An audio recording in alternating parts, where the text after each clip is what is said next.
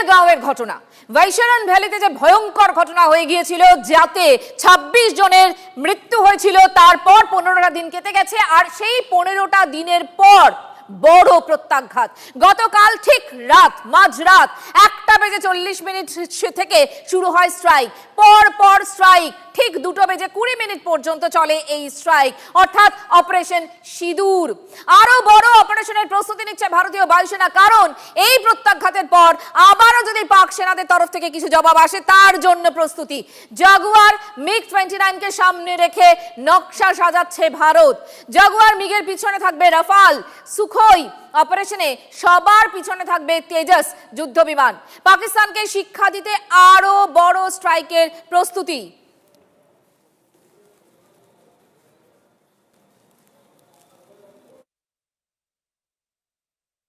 আমাদের সঙ্গে রয়েছে সিজারের সাথে কথা বলবো। সিজার, আরো বড় স্ট্রাইকের প্রস্তুতি, কিভাবে প্রস্তুতি সারা হচ্ছে আমরা একটু জানার চেষ্টা করছিলাম।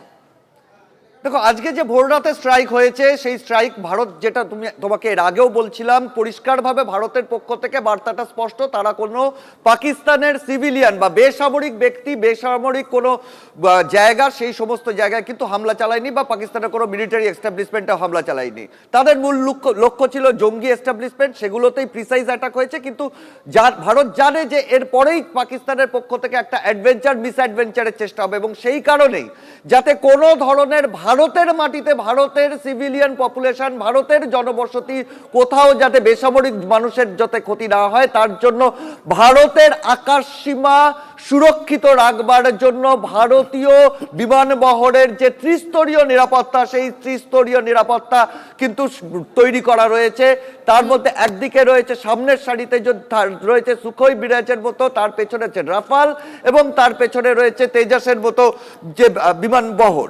অর্থাৎ কোনোভাবে পাকিস্তানের দিক থেকে কোনোভাবে যদি এই ঘটনার পরিপ্রেক্ষিতে পরবর্তীতে কোনো ধরনের হামলার চেষ্টা হয়, ভারতীয় আকাশ সীমায় যাতে পাকিস্তানের কোনো ধরনের হামলা ব্যর্থ করা যায়, তার জন্য সামগ্রিকভাবে প্রস্তুত রয়েছে ভারতীয় বিমানবহর, ভারতীয় বিমান বাহিনী।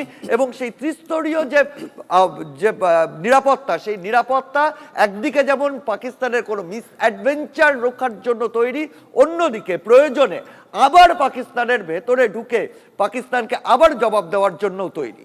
সিজার, তোমার কথা প্রসঙ্গে কর্নেল চৌধুরীর কাছে একটু যাব। কর্নেল চৌধুরী, দেখুন, আমি দেখছিলাম আমাদের কাছে যে এয়ার ডিফেন্স সিস্টেম রয়েছে, তার মধ্যে S-400 রয়েছে, যেটা রাশিয়ার কাছ থেকে নেওয়া। আকাশ এনজি DRDO তৈরি করেছে। বারাক 8 ইন্ডিয়া ইসরায়েল যৌথ উদ্যোগে তৈরি হয়েছে। প্রজেক্ট কুশা DRDO তৈরি করেছে। পৃথিবী DRDO তৈরি করেছে। অন্যদিকে পাকিস্তানের যে এয়ার ডিফেন্স সিস্টেম, সেটা HQ-9BE, FD-2000, আর সবকটাই চীনের কাছ থেকে নিয়েছে। মানে এটা বোধহয় পরিষ্কার হয়ে গেল, চায়না প্রোডাক্ট খুব একটা টেকসই হয় না। একদম শুভজিৎ ঠিক বলেছেন। আমরা এই যে হেডকোয়ার্টার অ্যাভাক সিস্টেম যেটা বললেন, পাকিস্তানের যে এয়ার ডিফেন্স সিস্টেম, এই রাত্রির আমাদের আজ ভোর রাত্রি 1:45-এ এই বিভিন্ন জায়গায় যে অ্যাটাক হলো, সেটা কিন্তু তাদের রাডার ধরতে পারেনি। এটা একদম আমরা আজকে জানি, এবং চীনের যে টেকনোলজিক্যাল অ্যাডভান্স, কত যে অ্যাডভান্স আজকে সেটা বিশ্ব দেখতে পেরেছে। এবং ইতিমধ্যে আমরা জানি, হয়তো এই পোক্তা খবরটা আসেনি, ওদের একটা JF-17, ওটাও চীনের টেকনোলজির একটা এয়ারক্রাফট, ফাইটার এয়ারক্রাফট, যেটা পাকিস্তান ইউজ করে, সেটাও আপাতত আমরা যা জানতে পেরেছি, যদিও এটা এখন সঠিক খবর না, সেটাকেও মেরে ভেঙে ফেলা হয়েছে। এবং আপনাদের সবাইকে জানাই, যারা আপনারা দেখছেন, যদি কোনো অ্যাডভেঞ্চার মিসঅ্যাডভেঞ্চার যাই বলুন, যদি কোনো ভারতীয় স্ট্র্যাটেজিক অ্যাসেট অথবা ট্যাকটিক্যাল ওয়ার জোনের মধ্যে যদি আমাদের সামরিক বাহিনী কিছুতে পাকিস্তান যদি অ্যাটাক করে, অথবা লাইন অফ কন্ট্রোল ক্রস করে, অথবা ইন্টারন্যাশনাল বর্ডার ক্রস করার এই দুঃস্বপ্ন দেখে, ভারত কিন্তু তৈরি। আমরা নর্দার্ন কমান্ড, ওয়েস্টার্ন কমান্ড, আমরা কি এই 13 দিন 16 দিনের জন্য এই পেহেলগাঁওর মতন 16 দিনের মধ্যে যে ভারতীয় সামরিক বাহিনী তৈরি, এই নয়। আমরা ভালো ছেলে 365 দিন পড়াশোনা করি। সো আমরা ছাত্র হিসেবে, সামরিক বাহিনীর ছাত্র হিসেবে আমরা ওয়েল প্রিপেয়ার্ড। আমরা 12 মাস 30 দিন এক্সারসাইজ করি, এবং পাকিস্তান যে কোনো অ্যাডভেঞ্চার অথবা মিসঅ্যাডভেঞ্চার করুক, আমাদের মনে হয় এত দুঃসাহস যেন না দেখায়, যাতে রাউলপিন্ডি ওদের গ্রুপ হেডকোয়ার্টার অথবা ইসলামাবাদে ভারতীয় তিরঙ্গা যেন না উঠে যায়। সেইটার দিকে যেন ওরা নজর রাখুক। আর কি আপনার যারা দর্শক দেখছে, আমি প্রত্যেকে আশ্বাস দিতে চাই এবং 140 কোটি ভারতবাসীকে, যে ভারতীয় সামরিক বাহিনী, আর্মি, নেভি, এয়ারফোর্স, আমাদের যে সুপিরিয়রিটি আছে, এয়ার সুপিরিয়রিটি এবং নেভাল সুপিরিয়রিটি এবং স্থলে Indian army, rest assured nobody can touch us. Colonel Chowdhury, আর একটা বিষয়, এই যে যেরকম ভাবে আমরা এখন বলছিলাম না যে জাগুয়ার, মিগের পিছনে রাফাল, সুখোই এবং তারপর তেজস, এই যে স্ট্র্যাটেজিটা, এই কৌশলটা কি?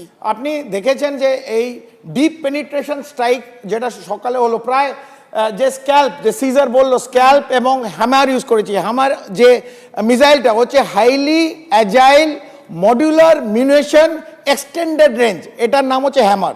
So highly agile modular munition extended range আর স্ক্যাল্প। কর্নেল চৌধুরী, আমাকে মাফ করবেন, একটু থামাচ্ছি, কারণ এই মুহূর্তে দাঁড়িয়ে আপনাদের জানাই, অমিত শাহ তিনি ইতিমধ্যেই পোস্ট করেছেন এবং একই সঙ্গে মমতা বন্দ্যোপাধ্যায় তিনিও বলেছেন ভারতীয় সেনাদের নিয়ে গর্বিত। অমিত শাহ পোস্ট করলেন অমিত শাহ, তিনি লিখেছেন, পেহেলগাঁওয়ে আমাদের নিরীহ ভাইদের নির্দয়ভাবে খুনের বদলায় এই অপারেশন সিঁদুর।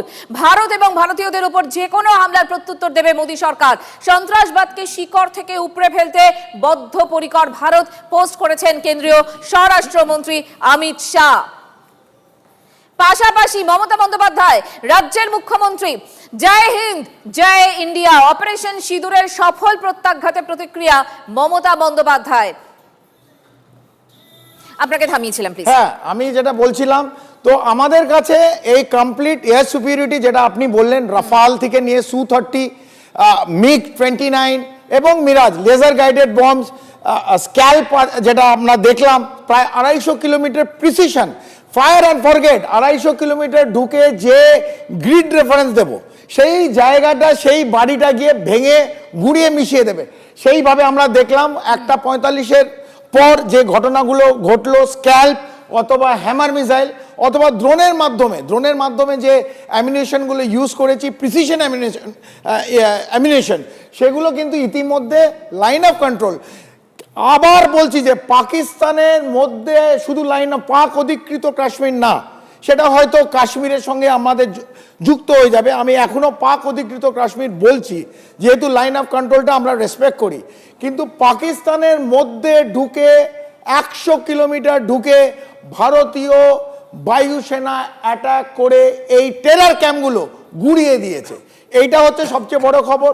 কিন্তু যদি পাকিস্তান এসকালেট করতে চায়, এই একটা এসকালেশন ল্যাডার হয়, এসকালেশনের মই আমরা এখনো ক্যালিব্রেটেড অ্যাটাক করছি শুধু টেরার ক্যাম্পগুলো। যদি এসকালেট করতে চায়, India is ready two escalate, আপনারা করুন, কিন্তু আপনাদের যতটা চাদর অতটাই বিছিয়ে আপনারা করতে পারেন। যদি অ্যাডভেঞ্চার বা মিসঅ্যাডভেঞ্চার করতে যান, ভারতীয় সামরিক বাহিনী, ইন্ডিয়ান নেভি, এয়ারফোর্স এবং naval is ready to cross over to Pakistan. Colonel Chowdhury, কিছুদিন আগে আমরা একটা খবর করেছিলাম, একটা ছবিও ভাইরাল হয়েছিল, যে পিওকে থেকে জঙ্গিদেরকে নিয়ে গিয়ে আসবো, তবে এই মুহূর্তে একটা ছবি আমরা দেখাচ্ছি, নিহত লস্কর জঙ্গি মুদাসির। আজকের এই হামলায় হাফিজ আব্দুল মালিক, লস্কর কমান্ডার, তার মৃত্যু হয়েছে। মুদাসির লস্কর জঙ্গি, তার মৃত্যু হয়েছে। একের পর এক খবর আসতে শুরু করে দিয়েছে। এখনো পর্যন্ত আমরা যে খবর পেয়েছি, 100 জন জঙ্গিকে নিকেশ করা হয়েছে, সংখ্যাটা আরো বাড়তে পারে। কর্নেল চৌধুরী, যে কথা বলছিলাম, এই প্রসঙ্গক্রমে প্রসেনজিতের কাছেও যাব। কিছুদিন আগে আমরা খবর করেছিলাম, একটা ছবিও ভাইরাল হয়েছিল, যে পিওকের যে জঙ্গি লঞ্চ প্যাড ছিল, সেখান থেকে জঙ্গিদেরকে আস্তে আস্তে জনবসতিপূর্ণ এলাকায় পাকিস্তান নিয়ে গিয়ে রাখছিল। সেখানে আইএসআই ট্রেনিং দিচ্ছিল, সেখানে বাচ্চা বাচ্চা ছেলেদের হাতে আইএসআই বন্দুক ধরিয়ে দিচ্ছিল। তখনই আমরা অনুমান করেছিলাম, হয়তো ভারত যদি আক্রমণ করে তাহলে আমজনতাকে পরিবেষ্টিত করে রাখতে পারে আইএসআই। এতটাই নির্লজ্জ পাকিস্তান, এতটাই নির্লজ্জ আইএসআই, যাতে হিউম্যান শিল্ড গঠন করতে পারে। আর এইবার তাদের নির্লজ্জতার আরো একটা পরিচয় তারা দিয়েছে কয়েক ঘন্টার মধ্যেই। আমাদের সেনাদের সঙ্গে না পেরে গ্রাম লক্ষ্য করে গুলি চালিয়েছে পাক সেনা। ডিটেল নেব প্রসেনজিৎ। একদম দেখো, রাত থেকে এই ঘটনাগুলো ঘটছে। পাকিস্তান ভারতের সঙ্গে পেরে উঠছে না, যে কারণে ছলে বলে কৌশলে কাপুরুষোচিত আক্রমণ করছে, যে কারণে সকাল থেকে দেখা যাচ্ছে কাশ্মীর সীমান্তের বিভিন্ন গ্রাম লক্ষ্য করে নির্বিচারে গুলি চালানো হচ্ছে, সিজফায়ারকে ভঙ্গ করা হচ্ছে, যার জেরে আমাদের ভারতের গ্রামগুলোতে বেশ কিছু মানুষের মৃত্যু হয়েছে বলে প্রাথমিকভাবে খবর পাওয়া যাচ্ছে। পাল্টা রিটালিয়েট করছে ভারতীয় সেনা, এবং যার জেরে কিন্তু পাকিস্তানের ব্যাপক ক্ষয়ক্ষতি হয়েছে বলে এই মুহূর্তে প্রাথমিক খবর। তাতে পাকিস্তানের একাধিক সেনা জওয়ানের মৃত্যু হয়েছে বলে খবর। পাকিস্তানের যে সেনা ছাউনিগুলো সীমান্তের ওপারে আছে সেগুলোও কার্যত দুর্মুষ করে দিচ্ছে ভারতীয় সেনা। কিন্তু পাকিস্তান দফায় দফায় বারংবার নির্বিচারে বিভিন্ন সীমান্তে গ্রাম লক্ষ্য করে গুলি চালাচ্ছে যেখানে সাধারণ মানুষ বসবাস করেন, যে কারণেই কিন্তু দ্রুত সিদ্ধান্ত হয়েছে এই সমস্ত এলাকাগুলোকে চিহ্নিত করে দ্রুত ইভাকুয়েট করানো হবে। এবং এই এলাকাগুলোতে একাধিক বাংকার রয়েছে, যে বাংকারগুলোতে গ্রামের বাসিন্দাদের নিরাপদে সরিয়ে নিয়ে যাওয়ার কাজ যুদ্ধকালীন তৎপরতায় শুরু হয়ে গেছে। কিন্তু এই যে ঘটনা, এর কড়া নিন্দা করছে ভারত। পাকিস্তান ভারতীয় সৈন্যের সঙ্গে না পেরে উঠে, ভারতীয় ফোর্সের সঙ্গে শক্তিতে না পেরে উঠে যুদ্ধের বদলে এইভাবে সীমান্তে গ্রাম লক্ষ্য করে গুলি চালাচ্ছে বলে খবর মিলছে বিভিন্ন সীমান্তবর্তী গ্রামগুলো থেকে। শুভজিৎ, সঙ্গে থাকো প্রসেনজিৎ। একই সঙ্গে শুভজিৎ, দেখো এই মুহূর্তে দাঁড়িয়ে ইন্দো বাংলাদেশ বর্ডার, অর্থাৎ যে এলাকা নিয়ে আমরা বারবার উদ্বেগ প্রকাশ করেছি, কারণ অনেকটা অংশ অরক্ষিত, সেই জায়গাগুলোর ছবিও আপনাদেরকে আমরা দেখাবো। তবে তার আগে আরো একটা ছবি দেখাবো আপনাদের।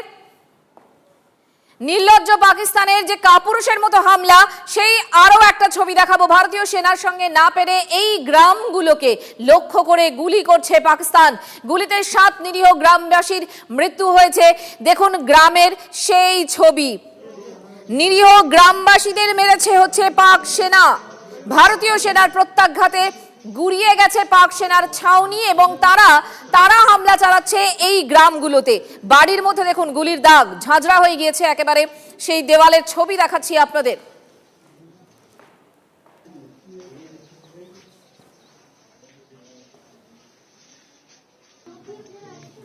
दुनिया के वो सारे देश जो आतंकवाद के खिलाफ हैं, उनको सबको आज भारत का साथ देना चाहिए।